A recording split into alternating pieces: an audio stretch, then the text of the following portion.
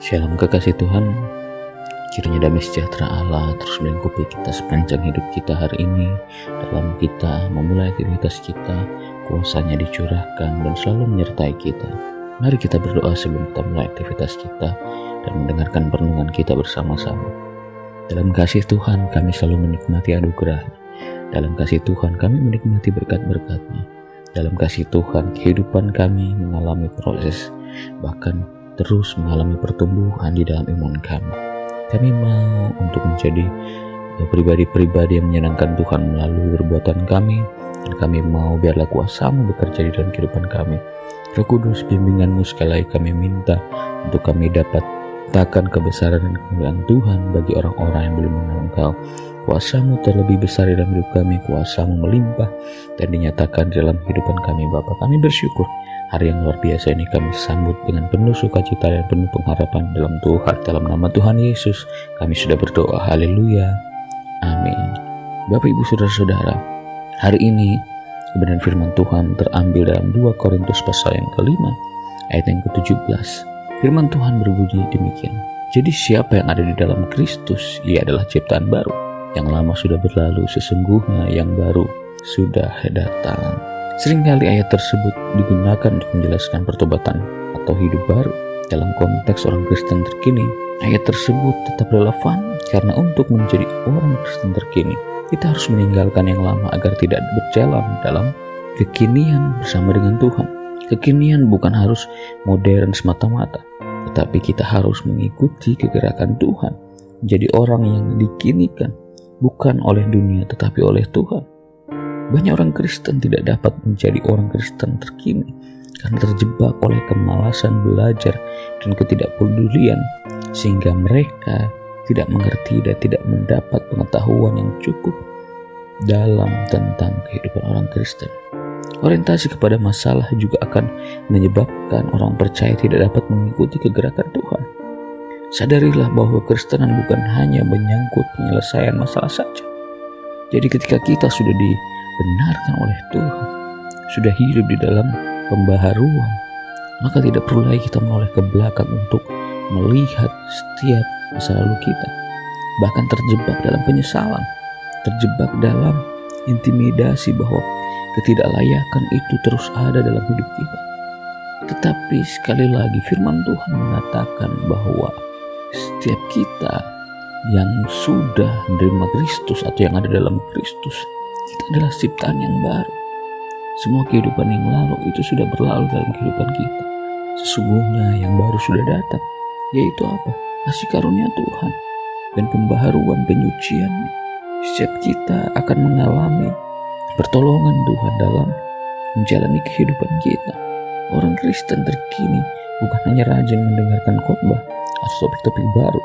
Ketika kita hanya mengandalkan topik baru sementara paradigma dan pola pikir masih lama, maka kita tidak dapat dikatakan sebagai orang Kristen terkini. Mengapa? Karena kita mempunyai pikiran dan pola pikir yang tertawan oleh masa lalu kita. Kita terlalu terjebak dalam masa lalu kita. Orientasi pikiran kita tidak terfokus pada pembaharuan, tapi terjebak di dalam pikiran-pikiran lama kita. Orang Kristen terkini bukan hanya dihuni oleh orang-orang yang berusia muda, tetapi bisa juga orang-orang yang usianya sudah tua, namun selalu mengalami pembaharuan paradigma dan pola pikir dan mengikuti pergerakan Tuhan.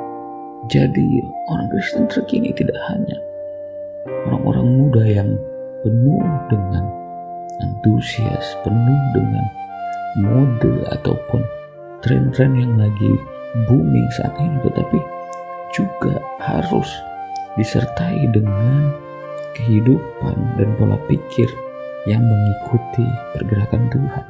Yang seperti apa? Yang mau menjangkau orang-orang muda, tidak tertutup dengan perubahan, tetapi tidak berubah karena pergerakan zaman. Gereja terkini bukan hanya mengikuti tren dan model yang ada dan relevan oleh dunia, lalu berfokus pada orang yang dilakukan oleh dunia. Tidak, gereja terkini tidak hanya memikirkan tentang mode, tren, yang ada bukan juga dikinikan oleh dunia dan relevan oleh dunia, lalu berfokus pada apa yang dilakukan oleh dunia. Tidak, kita mengikuti perkembangannya, kita mengikuti setiap perubahannya, tetapi kita tidak akan terbawa oleh perubahannya. Bapak Ibu Saudara-saudara, garam akan tetap menjadi garam yang mengasinkan sekalipun banyak makanan baru yang diciptakan. Mungkin zaman dulu hanya dicampur oleh singkong rebus, tapi sampai saat ini dalam perubahan ataupun dalam perkembangan dunia masak, dengan banyak masakan yang ditemukan yang lebih modern, yang lebih enak dilihat mata, tetapi garam akan tetap mengasinkan mereka.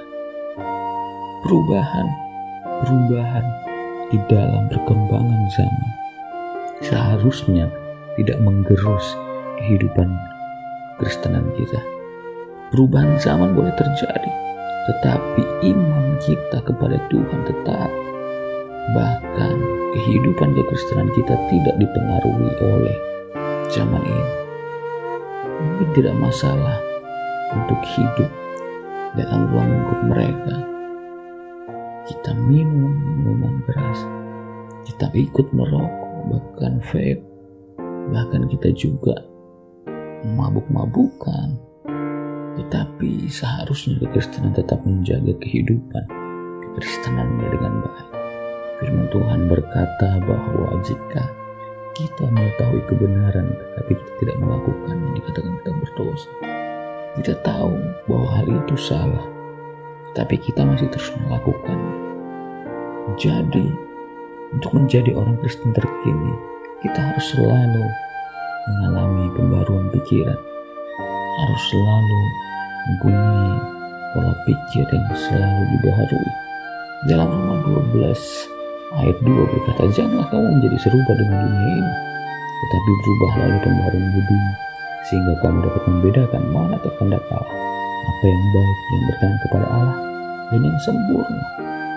Pikiran kita harus diselaraskan oleh firman Tuhan, sekalipun kita dalam perubahan zaman. Orang Kristen terkini boleh mengikuti setiap tren dan model yang ada, tetapi iman kita, pikiran kita harus selaras dengan firman Tuhan. Kemudian kita harus belajar memahami kegerakan Tuhan, bahwa Tuhan tidak pernah antipati dengan perubahan zaman. Tuhan hanya anti dengan dosa.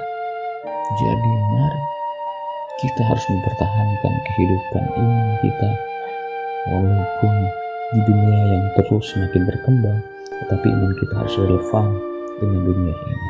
Tidak mengikuti perkembangan zaman, tidak terbawa atau tergerus oleh perkembangan zaman, tetapi pola pikir kekristenan kita dan iman kita, perbuatan kita tetap mengikuti pergerakan Tuhan. Mari kita berdoa. Tuhan Yesus, tuntun kami hari ini, bimbing kami dalam kebenaran-Mu. Kami mau untuk terus mempertahankan iman kami, sekalipun dunia mengalami perubahan, tetapi kami mau tetap sama seperti garam, tetap mengasinkan masakan sekalipun menghadapi perubahan. Terima kasih Bapa, Engkau memakai kami menjadi orang-orang Kristen terkini yang mendatangkan kasih sukacita bagi orang lain dan kemerdekaan bagi mereka. Tolong kami dan bimbing kami sepanjang hari yang disertai oleh Tuhan, sehingga kami boleh membawa kemuliaan bagi mereka, bagi nama-Mu Tuhan. Terpujilah Engkau Allah kami yang hidup. Kami bersyukur dalam nama Tuhan Yesus. Haleluya. Amin. Terima kasih. Tuhan Yesus memberkati.